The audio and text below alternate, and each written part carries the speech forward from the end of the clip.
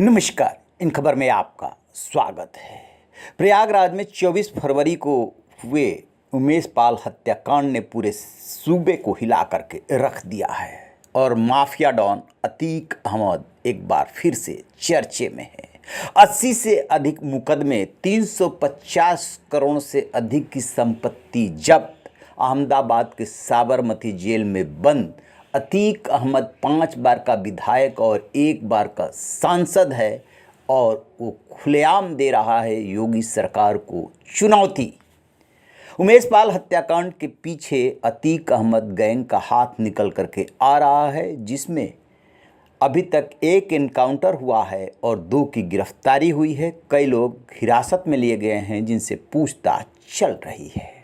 मुख्तार अंसारी के बाद पूर्वांचल के माफिया डॉन में यदि कोई दूसरा बड़ा नाम है तो वो अतीक अहमद ही है।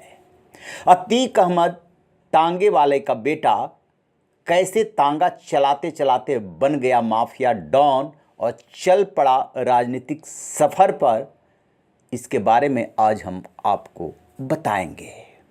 अतीक अहमद का जन्म श्रावस्ती जिले में 10 अगस्त 1962 को हुआ। परिवार की माली हालत बहुत ख़राब थी, इसलिए पिता फिरोज कुछ कमाई के हिसाब से अपने घर से दूर प्रयागराज चले गए, जो उस समय इलाहाबाद के नाम से जाना जाता था। पिता चाहते थे कि वो मेहनत मजदूरी कर करके और बेटे को पढ़ाए, लेकिन बेटे का मन पढ़ाई में नहीं लग रहा था। वो 9वीं में फेल हो गया और फिर स्कूल जाना बंद कर दिया। पिता के साथ कभी कभार तांगा चला लिया करता था, लेकिन उसके शौक बहुत महंगे हुआ करते थे, लिहाजा वो क्राइम के रास्ते पर चल पड़ा। वाकया है 1979 का, जब इलाहाबाद में एक हत्या की घटना हुई जिसमें अतीक अहमद का नाम आया। उस समय उसकी उम्र थी महज 17 साल।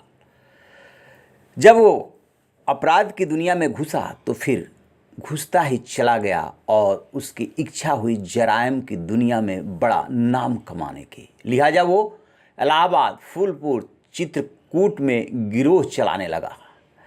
इलाहाबाद के खुलदाबाद पुलिस थाने में अतीक की हिस्ट्री सीट खुली और जिसका नंबर 39A है। पुलिस फाइल्स के मुताबिक अतीक के गिरोह को अंतर्राज्यीय गिरोह 227 के रूप में लिस्टेड किया गया है, जिसमें 121 सदस्य हैं। अतीक बेशक पढ़ा लिखा ना हो, लेकिन होशियार है। उसे बहुत जल्दी ये बात समझ में आ गई कि यदि जराइम की दुनिया में रहना है, नाम कमाना है, तो कोई गॉडफादर होना चाहिए। इसके अलावा राजनीतिक संरक्षण भी चाहिए। बस क्या था, उसने शहर के उस समय के सबसे बड़े बदमाश चांद बाबा का गैंग ज्वाइन कर लिया। 22 साल की उम्र तक वो बड़ा गुंडा बन चुका था। 80 के दशक में पूर्वांचल में मुख्तार अंसारी, हरिशंकर तिवारी, ब्रजेश सिंह बड़े बाहुबली और माफिया डॉन हुआ करते थे। उसी में एक नाम और जुड़ा, अतीक अहमद का।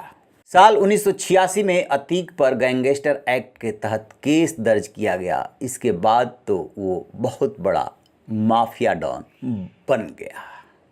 जब उसने जराइम की दुनिया में नाम कमा लिया तो उसे लगने लगा कि कहीं एनकाउंटर ना हो जाए।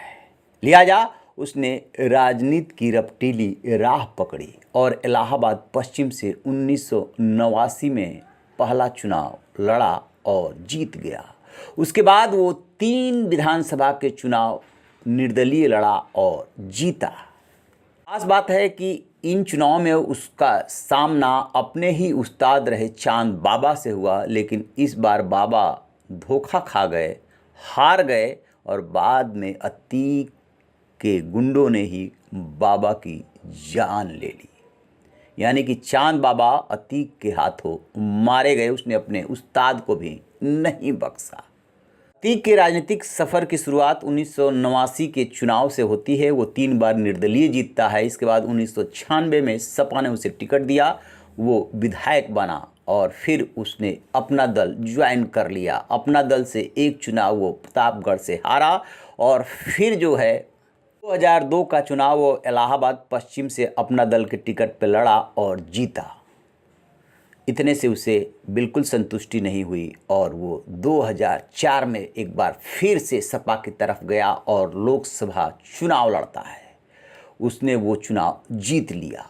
यहीं से उसकी राजू पाल और उमेश पाल से दुश्मनी शुरू होती है कि जैसे ही वो विधानसभा की सदस्यता से इस्तीफ़ा दिया 2004 का सांसदीय चुनाव श्रावस्ती से जीतने के बाद, तो फिर इलाहाबाद पश्चिम से उसके भाई अशरफ को उतारा गया। राजू पाल भी कभी अतीक गैंग से जुड़े थे, वो आए विरोध में। राजू पाल चुनाव जीत गए। नतीजा ये हुआ कि 25 जनवरी 2005 को राजू पाल को मौत के घाट उतार दिया गया और उसमें अतीक गैंग का नाम आया, जिसका मामला अभी भी चल रहा है। उसी में उमेश पाल बने थे गवाह।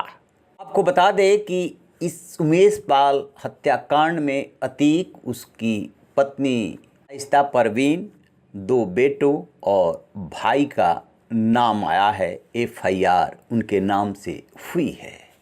अतीक का बेटा मोहम्मद उमर भी हिस्ट्री सीटर है। साल 2018 में लखनऊ के प्रॉपर्टी डीलर मोहित अग्रवाल को किडनैप कर देवरिया जेल में ले जाकर पिटाई करने के मामले में उमर आरोपी है। लखनऊ के कृष्णानगर थाने में दर्ज FIR को आधार बनाकर लखनऊ की CBI स्पेशल क्राइम ब्रांच ने केस दर्ज कर जांच शुरू की। इस मामले में अतीक उमर सहित 18 को नामजद किया गया था। उस पर 2 लाख का इनाम था। उसने 2022 में सरेंडर कर दिया था।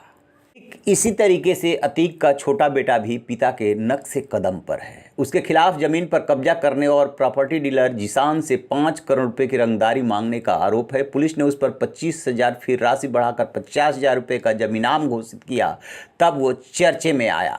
दिसंबर 2021 में करेली थाने में प्रॉपर्टी और रंगदारी को लेकर उसने जिसान के घर में मारपीट की थी। अली ने जेल में बंद पिता अतीक से जिसान की बात भी कराई। इसके बाद अली फरार चल रहा था, लेकिन जुलाई 2022 में उसने कोर्ट में सरेंडर कर दिया और अभी वो नैनी जेल में बंद है। इस तरीके से अतीक अहमद की पूरी खानदान अपराध की दुनिया में है। 2 बेटे जेल में बंद हैं, 2 बेटे हिरासत में इस समय उमेश पाल हत्याकांड में है। पत्नी शाइस्ता परवीन इनकी वकालत कर रही है कि राजनीतिक कारणों से उन्हें फंसाया गया है।